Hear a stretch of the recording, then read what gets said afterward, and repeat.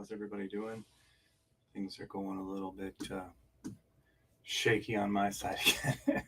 Unfortunately, that's all too common, it seems. But I apologize for that. I see that my camera is all crooked, but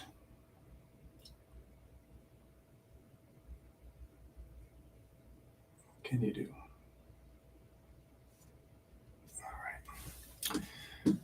All right, let me see here. I think I'll be able to see if anyone pops up over there on the side. I was trying to get my the document up from on my computer here for the Willie James Jennings book. But anyway, we are going to be looking at chapter 3 of the book of Acts through the lens of Willie James Jennings' commentary. Acts, as we have been doing occasionally throughout this time on this platform, with a few breaks here and there that we've taken for different reasons. So anyway, that's where we're at. Okay. All right. So I couldn't quite pull this up, but let's just talk a little bit about where we've been and where we are going. If you remember, at the end of chapter 2, of Acts, you have this. You have the scene of the new community being formed and them sharing things in common, and them participating in the prayers and going to the temple. And this next scene in chapter 3 is a living out of that story, where where Peter and John go to the temple, and along the way they meet someone who has been crippled since birth. They are by the gate begging. It suggests that every day someone brings them there to beg, and they I was trying to remember the little there's a little song about this, about Peter and John not having any silver or gold, but they offer a healing instead. And before I get too far into the weeds and too far off base, I'll bring I see that Leonard and Mark are here, so have them come and save me. Yeah. Gentlemen. Can you hear me? No, you're going to save us. Can you hear me?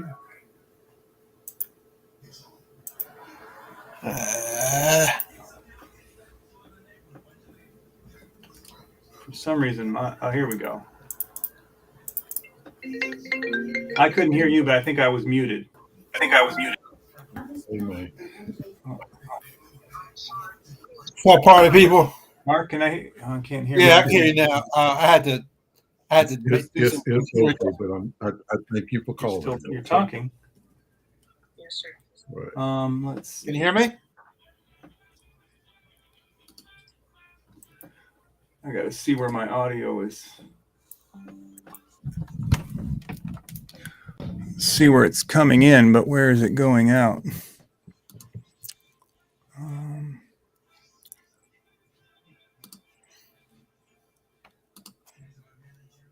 All right, give me one more.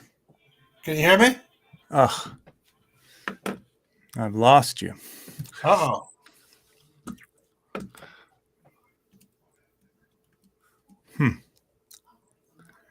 That's strange. Can you hear me? Yep, I can hear you fine. You can. Okay, I can't. It's always something. Technology, man.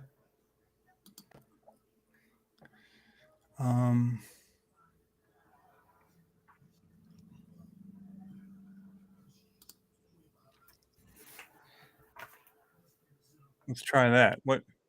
Can you hear me? No, still can't hear you. I hear you. Marcy said always something. I can hear you. This is weird. I don't know. Can you hear me? I saw my my bar is coming up. Maybe Darren, you should try going out, coming back in again. How can you do the chat? It's always something when we're getting into this. Where's the chat? Yeah, can you hear me? I'm going to try something different here.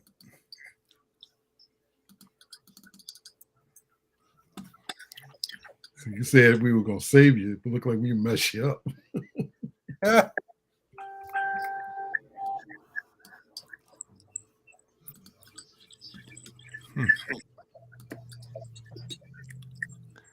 Strange. You can hear me too, Leonard? Yeah, Yep. I can. I just can't hear you for some reason. And I can hear Leonard.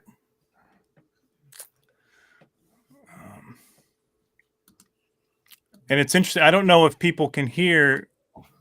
I don't know if people can hear all of us on Facebook or not.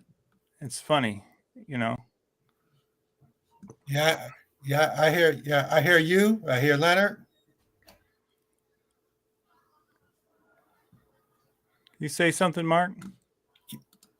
Check. One. Yeah, I don't know if they can. Well, of course, that doesn't help me know. Check one. Let's. You can I'm see not me, sure right? what to do.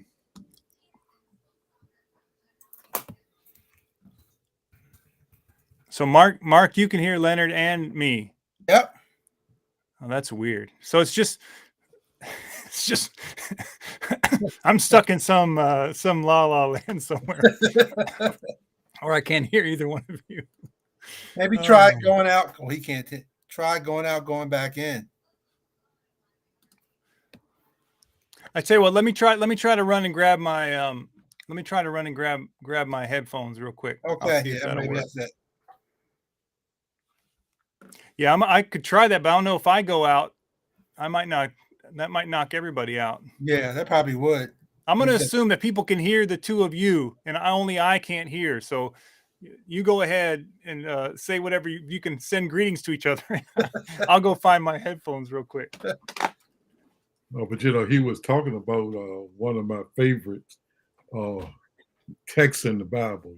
Which one's that? The man sitting by the gate, begging, and Yeah. he saw Peter, and he got real happy, like when they looked at him intently, like, this is my day, I'm gonna get something. I'm gonna get something. Yeah. And he said, I have no silver, I have no gold. Yeah. But what I give you in the name of Jesus. And it's Yeah. just that text is so much, because you can give people money, but it doesn't necessarily change them. It doesn't change their situation and condition. Right. Right.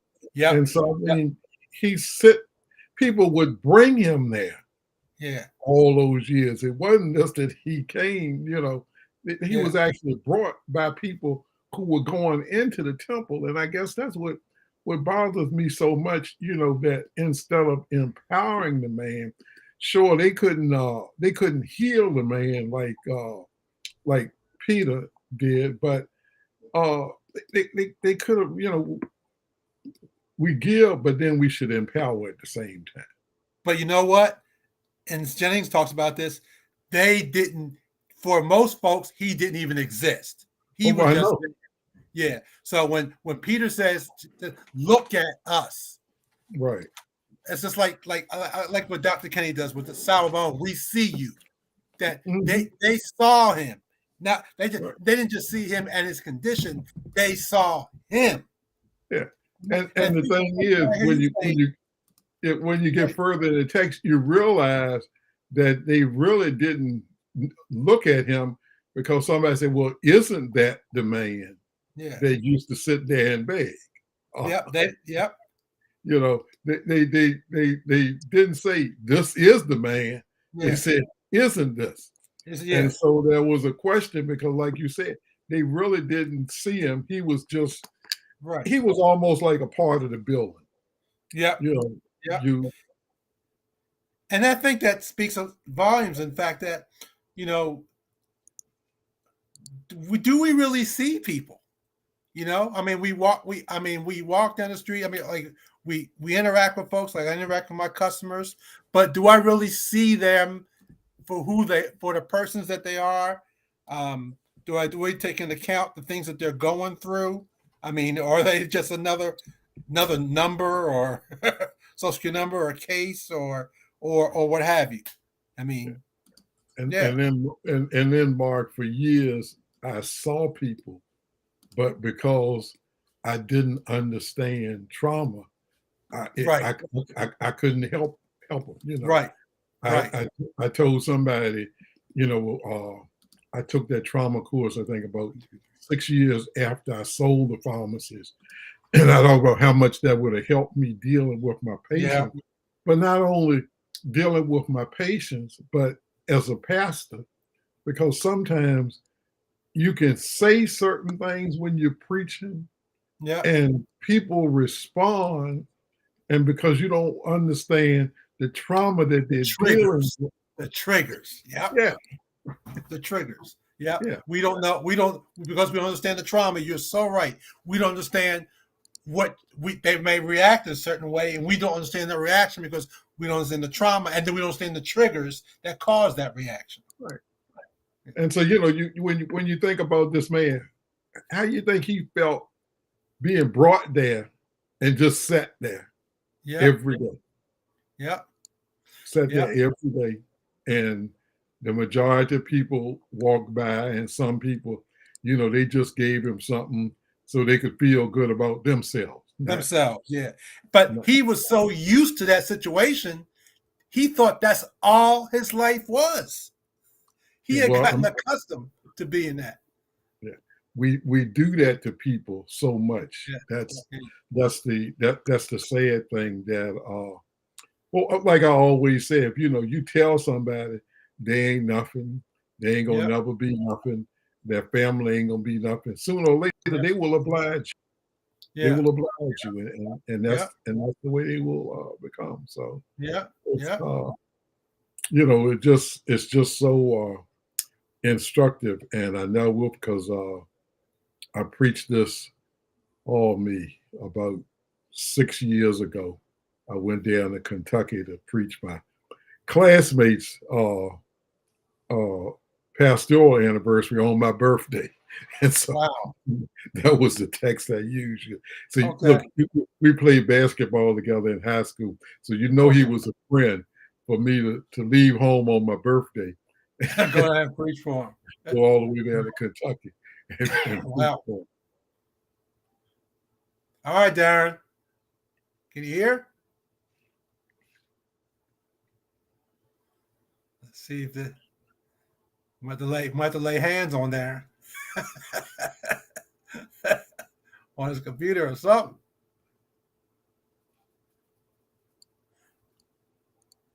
Can you hear us?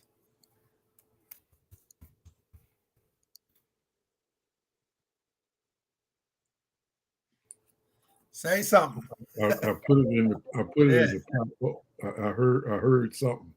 Yeah. He did something just then. Okay. Technology is something else. Yeah.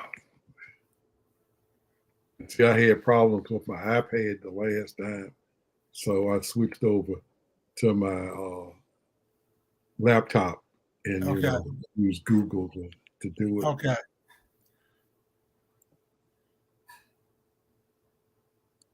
All right, Darren. He's still trying to get the technology straight. And he started. You see the email I sent you about the pictures from the galaxies, the universe today? I saw it, but let me tell you something. went to the gym this morning. Yeah. And then I had to go to Saluda and inspect the pharmacy and the jail there. Yeah. And I went by church because, the gifts keep coming. Somebody brought me some iced tea to have in my office. Okay, cool. I carried that. I know it's going to be hot Saturday and Sunday. Yeah. Put it in my refrigerator. And then I went over to Matthews to my house, and I was having problems with my smoke detector, so I got that straight. Yeah. And I got this water in Matthews smelled terrible, and so I put a system on there. You on a well, right? Yeah, but I'm on a well, but it just smells and a lot of iron in it and whatnot. Yeah. Do you have a water filtration system? Yeah, but what happened, the little pre-filter, I couldn't get it loose, and I was trying to do that, but I didn't get that done. And then, Matthews is God forsaken. I got my Starlink satellite dish, so I carried that down there, and I found a spot in the yard where I can put the disc. And I gotta go leave to my house and change my filter one of these days too. Darren, can you hear us? I think so. Yeah. Great. I think it was not easy. Wow. It was not easy. But we were having a good discussion about the man just sitting by the gate. We dealt with him, not with the power of Jesus. Yeah. Good. Oh my gosh. Yeah. Whether people saw him or not, and how he had just become a part. People dropped him off. Mm-hmm. That's what every day. Yeah. Right. Yeah. Right. The cultures just said that's all that you can be. That's all that we expect from you. And so often I think today we have the same attitude. That's all we expect people to be. Right. Yeah. Yeah. And I think I was thinking a lot about I was just reading something about begging and kind of the state, the state of inequality at that time. As of course we're living in, I think, the most unequal distribution of wealth times that have ever been recorded. No doubt. Right now. And even now, in certain parts of Rico, what they got a little sign up. If you, they don't want you to beg there in the corners. They want you to put the sign up. Go, there's a number that you can call, or they don't even want to see you there. Right. It's like you go like on Broad Street and Pump. I know they have the sign there, and a couple signs in those really really I call it ritzy parts of Henrico. Yeah. So we don't even want to see you. Right. Yeah. And that's kind of the key moment, right? That Jennings highlights is that there's this seeing that happens, right. Mostly because the guy makes sure that he gets seen, but that they really see each other. Yeah. I was trying to think of trying to find that place. Part in the book. Yeah.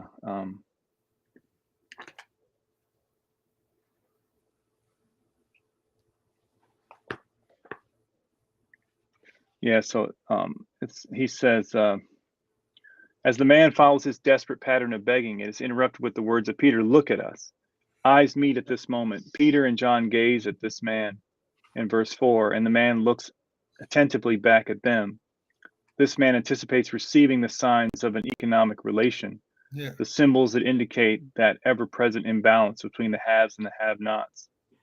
This gaze between them suggests the usual, but its intensity soon opens to something much more. Here the poor and needy will not be overlooked. Here at the beginning of the post-Pentecost ministry of the followers of Jesus, people will be seen fully, strongly, and clearly. Equally important, Peter speaks a necessary optical reciprocity. Disciples are watched, especially by those in need. But no, Disciples must yeah, be seen, especially by those in need. Yeah. but notice you said their eyes met.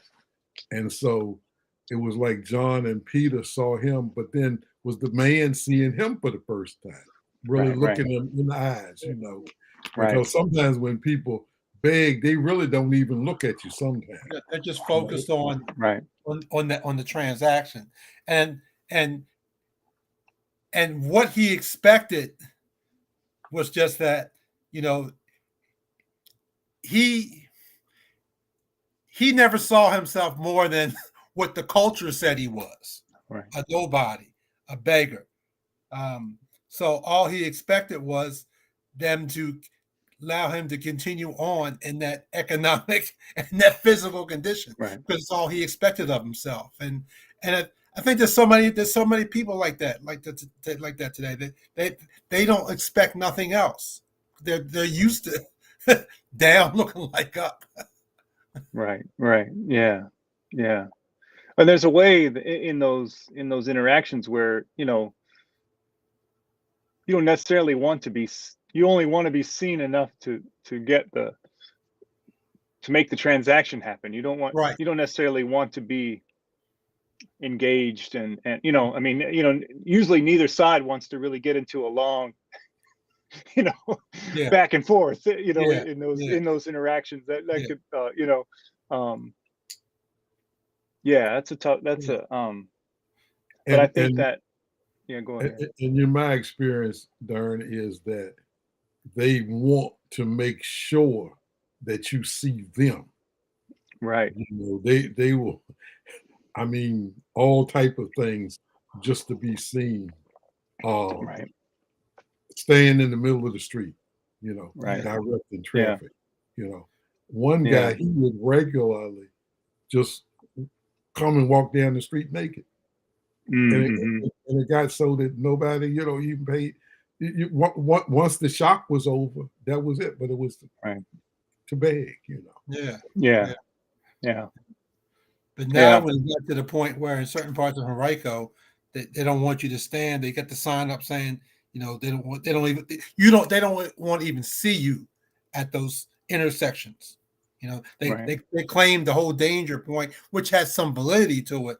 But the main thing is you're messing up our nice area of the West End. we don't want you, we don't even want to see you. And that's so sad, because that came as a result of one of the inner city trips that the chamber sponsors.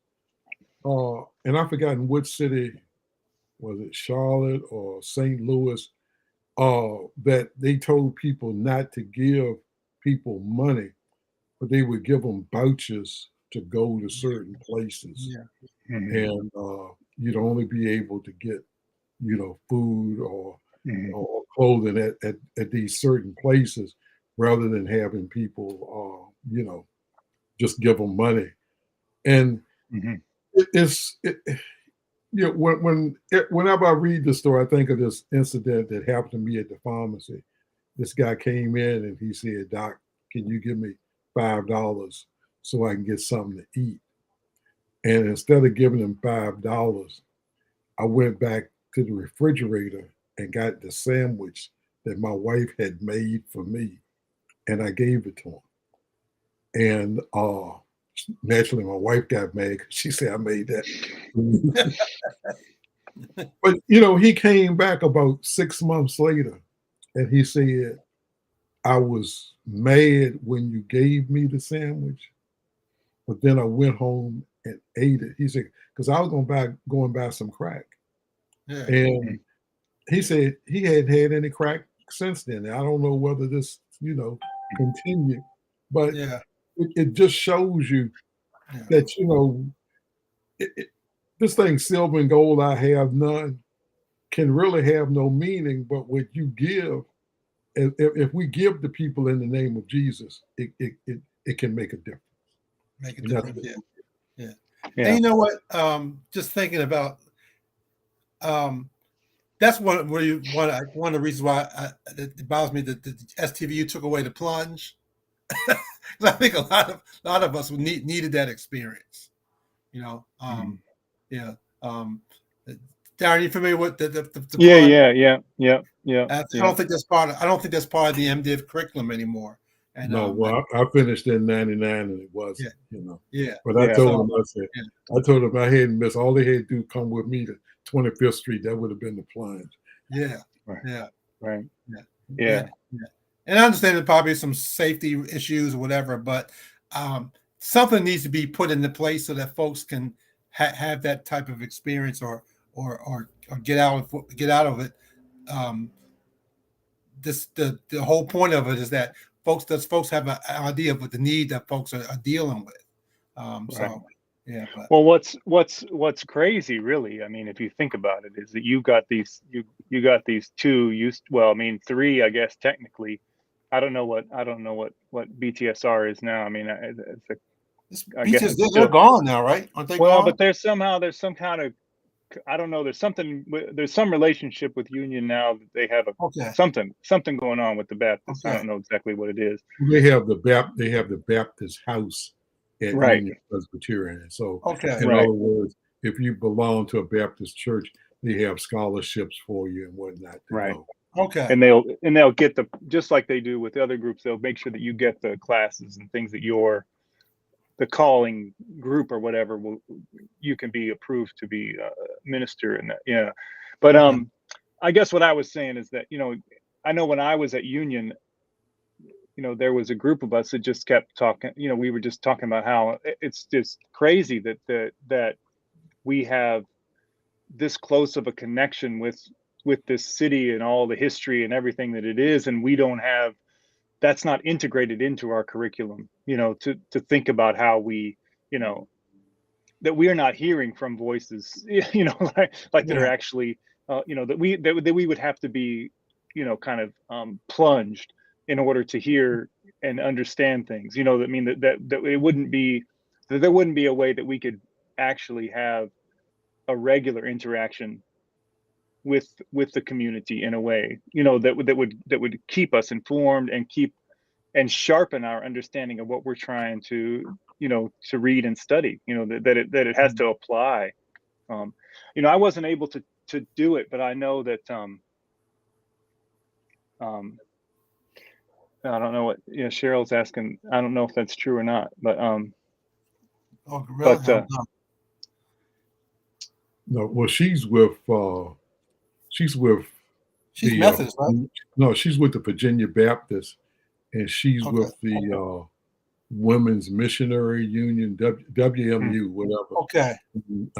That's her full time thing. I think her husband was at that church off of Jefferson Davis, but he died, and went out there. But no, they Cheryl, I don't think that happens anymore because they keep Valerie on. She's moving all over the state and nation and everything now. Right. Yeah.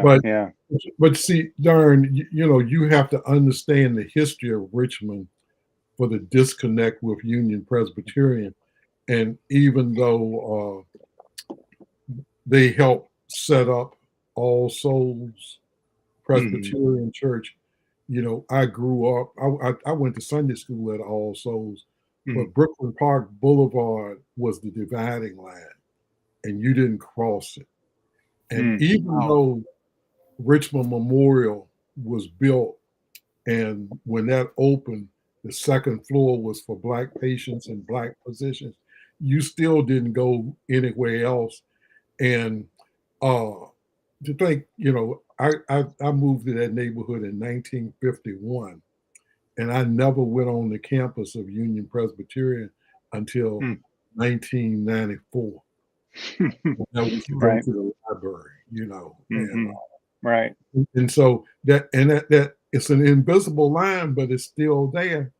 And Virginia Union is right down the street, but see, that was on the other side of the invisible line. And even though they used the same library for a long time, now they don't even use the same library. I don't know what they're doing at Union, Virginia Union. At STVU, I don't. I mean,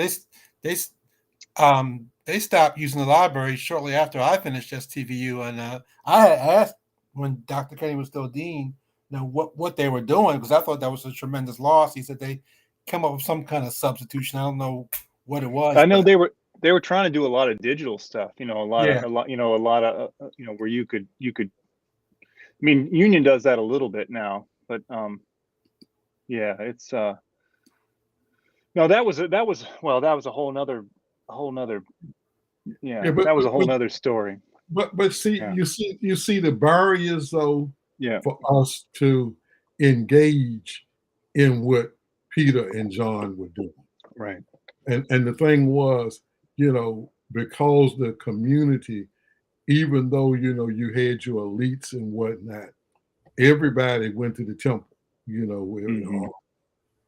Sure the women were shut out, but in our society, you've got those invisible barriers in these cities. Right. And then, you still got the church where, whether it's 8, 9, 10, 11, 12, 1, because churches are meeting at all hours or even on Saturday, still, it's still this divide. And it's even a divide inside Black churches because I didn't realize it, but I grew up in what they call a silk stocking church. So, you had, I was in the silk stocking Methodist church, and Ebenezer was the silk stocking Baptist church, and St. Philip's was the silk stocking Episcopal Black church. So, and when somebody that wasn't of that economic, I never saw it all the 40 years I was there. Yeah. But my daughter, she was keen enough. She spotted it. She said, well, don't you realize how certain people sit here and other people sit there? Yeah. Right. But I guess because I just saw people, I didn't look at the difference because I went home with some of those people. I ate in those people's homes and whatnot. But she could clearly see the dividing line. Right. Yeah. I was thinking about this text. I mean, a lot of folks probably didn't engage the guy because, first of all, that would have made them ceremonially unclean. So, and I think that we sort of kind of treat people the same way. I mean, I was thinking about all those years I was a member of First Baptist South Richmond, and I used to wonder that this church is right at the corner of 15th Decatur, why we weren't more active in that community, But a lot of members of First Baptist, when I was there, didn't live in that community. They came from, Chesterfield or wherever. So they'll come there on Sundays, have worship, and then leave. So there really wasn't a ministry that engaged that community. Now, a couple years after I joined there, a friend of mine, who's going on. You might know, Ovell Harrison, Leonard. No, I don't. Okay. At one time, there was a ministry that he headed that was the result of, I think it was a partnership between Southern Baptist somewhat and First Baptist. They had a community ministry there that did some things for the community, but I think that might have lasted 3 or 4 years, and then it was gone.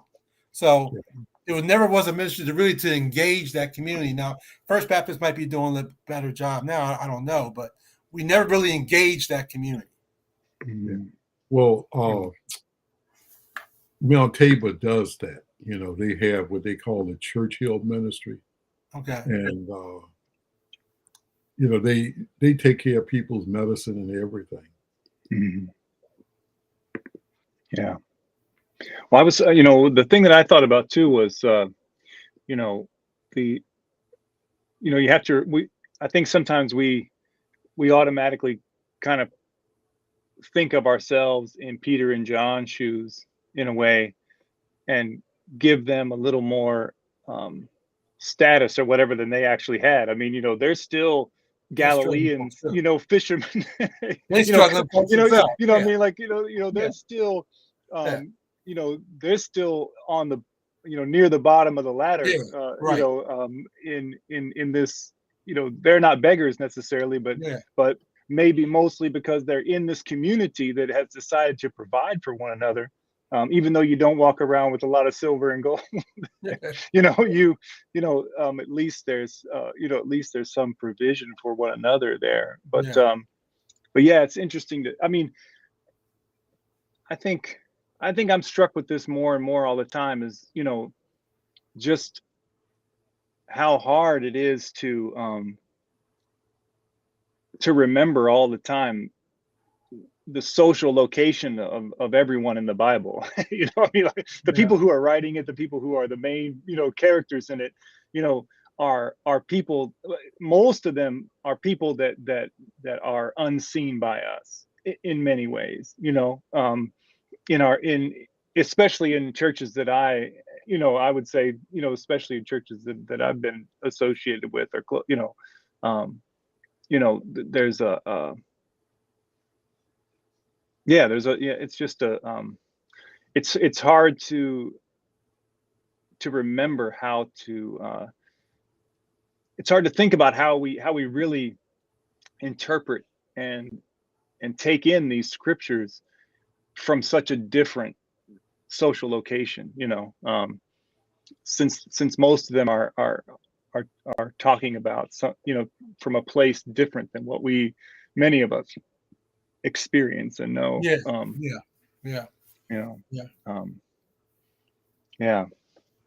And then you put, an oppressive government on top of all of that, and Right. it even makes it worse, and Right. so you have people, co-conspirators with, the Romans. Right.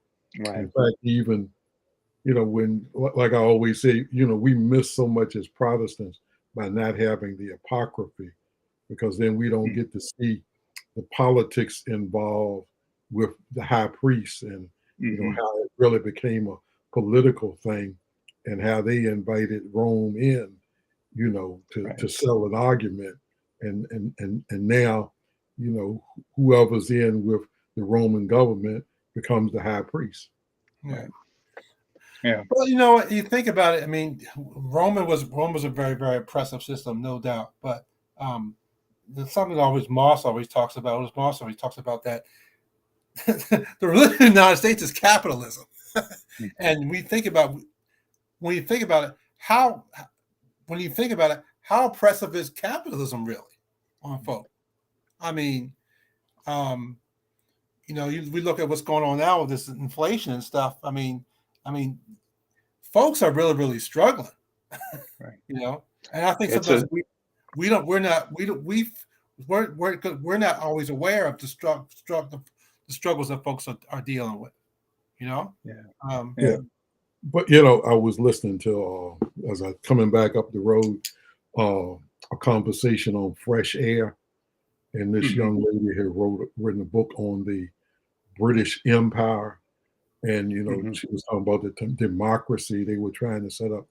But she said the true thing about you have true democracy when there is a lot of equality with the prosperity, where everybody shares in the prosperity. Right. And so, that was very informative to me, because, we can talk about capital, but if we're not sharing in the prosperity, we don't even have a democracy. When you got 1% with more wealth than the other 99%, that's just right. Yeah, and the wealth equals influence, and power, I mean, so this is why we see, what happens all the time is that it's got to the place where it doesn't matter so much who gets in power from the two parties that are supposed to be so different. They're all controlled by the same, the same people are behind them, and they do little bits in here and there, but like I said, follow the money, and the same people. And those gaps that you were talking about, the income gap and the wealth gap, continue to grow and grow and grow. Yeah. Well, I mean, I think the one thing to say about capitalism is that if most of the people who analyze it are correct, that's the end result of capitalism. You know what I mean? Part of what always happens is that the accumulation of wealth goes to fewer and fewer people, and then there's got to be a corrective measure put in place. And you know, unfortunately, we've been in a place where there hasn't been a corrective measure really laid down, for a long time. And yeah, so that's a question about how we get to a place where we where distribution can happen in a way that is democratic and more equal. And again, if the people who control the thing have all the resources, and are not interested in giving them up, then you're in a bit of a quandary, about what to do about it. And the thing so sad is those with the money, they have been able to play everybody against each other. And Right. the very people that should be joining together to change things, we're at each other's throats. So Right. Yeah. I mean, a I don't know. classic example of that is West Virginia. I mean, West Virginia, the state that Mitch is from, against Build Back Better.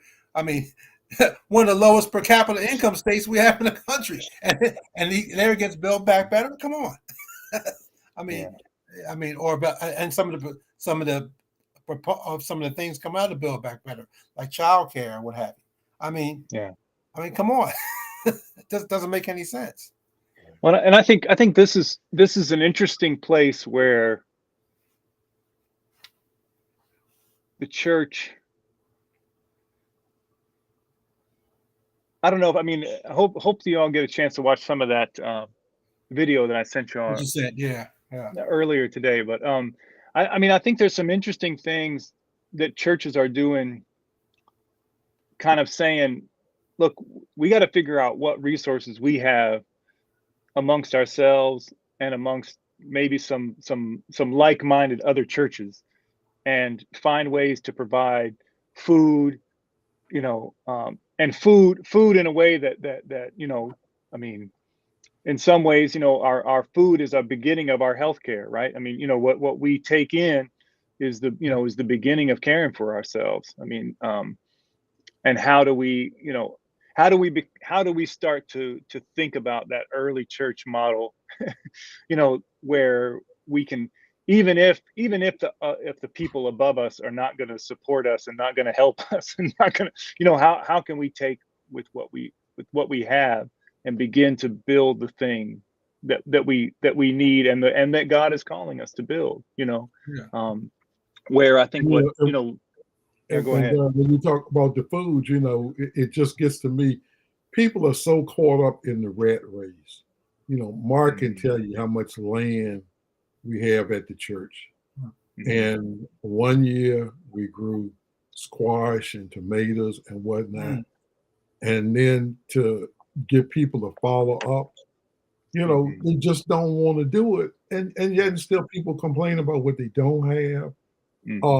But we got 10 acres of land, darn.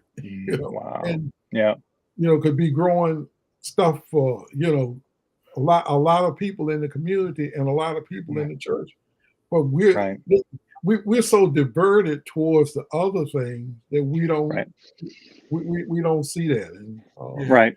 Because I'm working with a guy that works with that church in Baltimore, so I want to look at that. Look at that. Yeah, he came to Virginia Union and spoke, and the only person that really truly involved, Ralph Hodge over at Second Baptist on I've heard of him, and Faith Community Church.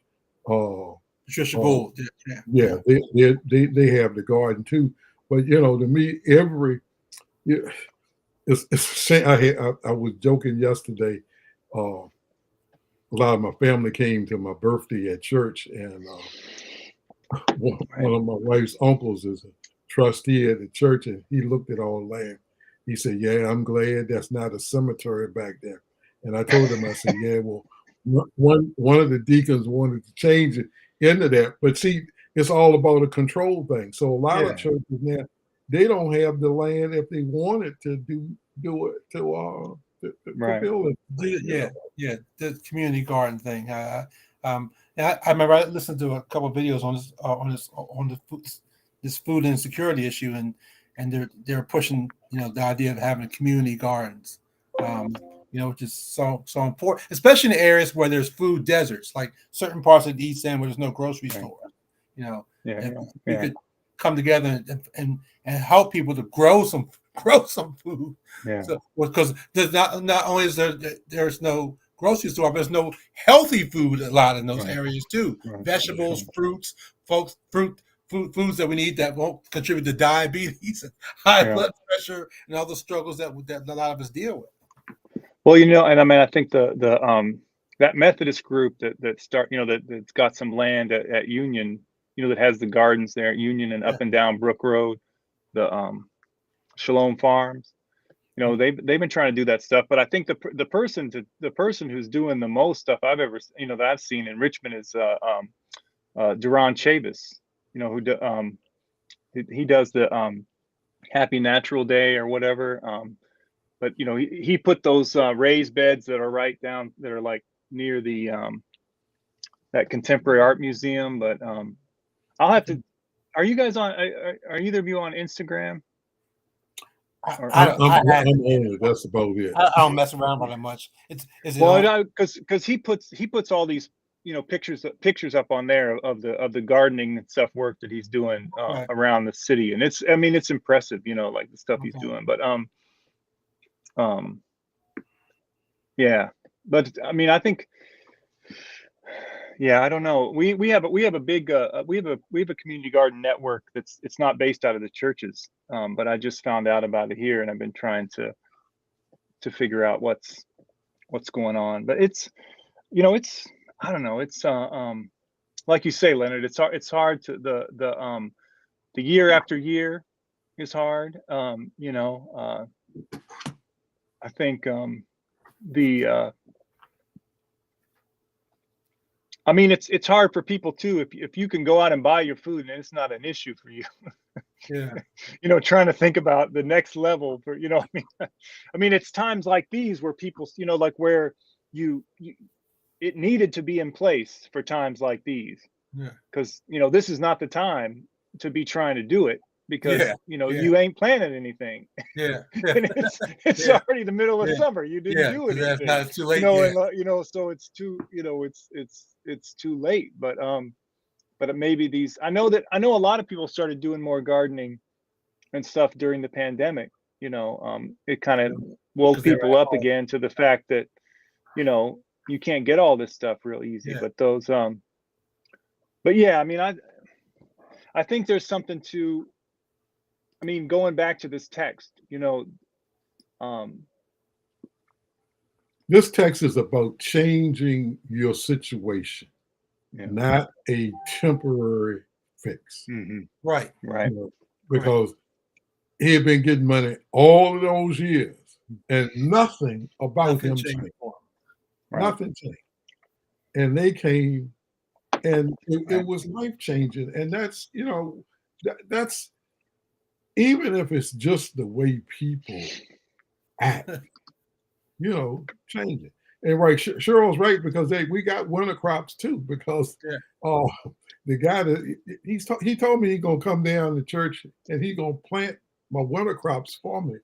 But like I told folk, I said that he can plant them, but we still got to take care of them. Cheryl, up here in Wisconsin, your area is mostly dairy. Your area is mostly dairy stuff, right, Darren? It's mostly dairy. Yeah. But you could plant stuff, but you don't got the growing season that Virginia has for as long as they do. But I hear you. Window. You can get that get that kale going. Yeah. And the part get those greens. The part that's real sad. Wherever you have a state land grant university, they have an extension service that will help. Right. Right.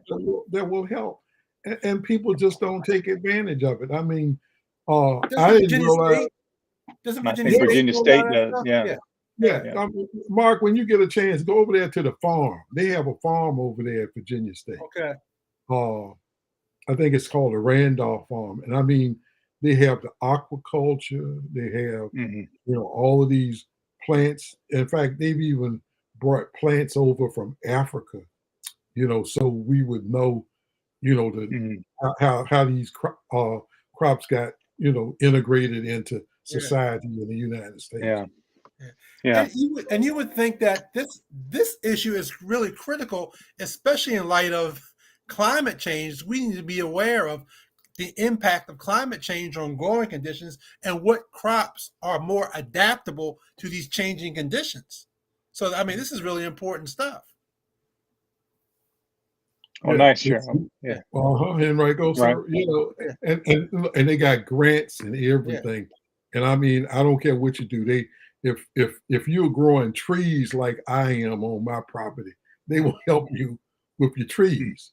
Yeah. And like I need to plant a cover crop if I'm going to use all of it, and they'll come in and do that. I mean, it's just there waiting for people, but it's so many things we don't take advantage of, and we complain about the system, but that's how you start changing things and changing people. Yeah. Well, good. Yeah, man. I think we should. The one thing that I think that going back to this, staying with the text. We've been talking about the text the whole time. Is just this idea of witness.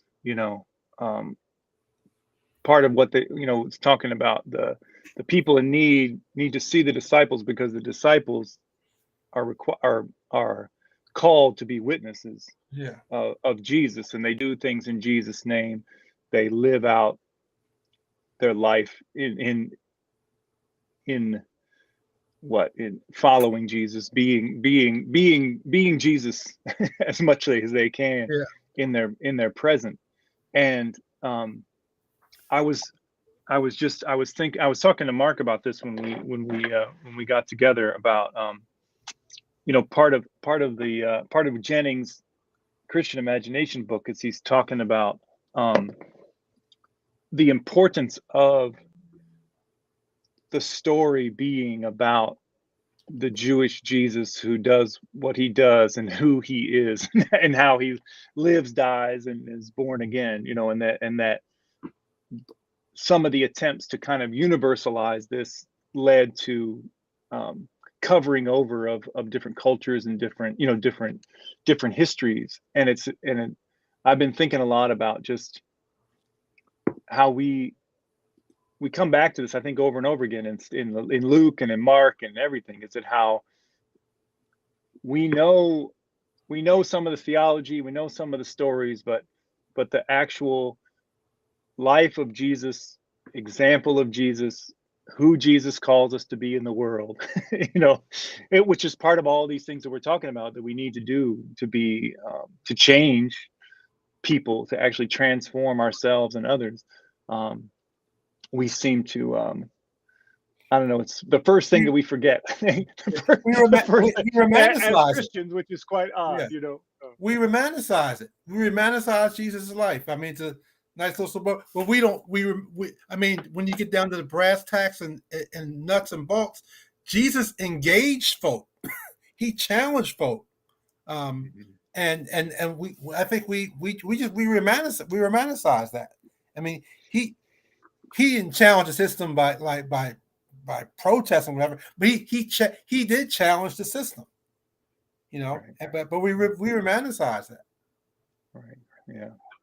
Well, and next place we go, which I was also talking to you about, Mark, is in this part in chapter 4. Yeah. The heading that Jennings has is the criminal disciple emerges. So we'll get to that. That engagement piece and what it looks like in that time. And so it sounds good. Well, I will. I'm going to make sure that I can actually hear you all. hopefully before 20 minutes in next week. That would be good. That would be good. So we're doing that chapter 4 piece. Yeah. Okay. Yeah, it's all together. It's like 45 through 51 or so. Yeah. And we may spend a couple weeks on that. There's a lot of good stuff in there. There is. Yeah. But well, Leonard, happy birthday. I'm sorry. If I would have been able to hear myself and you at the beginning, we would have started off with the birthday greetings. But yeah. Well, people have been real good with me. I saw you send it to me, so I appreciate that. And Mark picked me up while I was on the road, so I got yours marked. Yeah. Wonderful. Yeah. Well, good. Well, what is yours again? The 25th? What was it again? When was yours? Yesterday. July. Yesterday. Yeah. It was yesterday? Yeah. Man, time goes by. So that feels like 3 days ago that I sent you that text. Yeah, well, the good thing about it, very few people can claim that they preached actually on their 75th birthday. And that's true. Yeah. Yes. Right. Yeah. So my stepbrother's birthday was yesterday too, so I'll remember that now. You share good company. Arthur Ashe was July 10th. Murray McLeod Bethune. Oh wow! So you know, folks, yeah, that's pretty good. Yeah.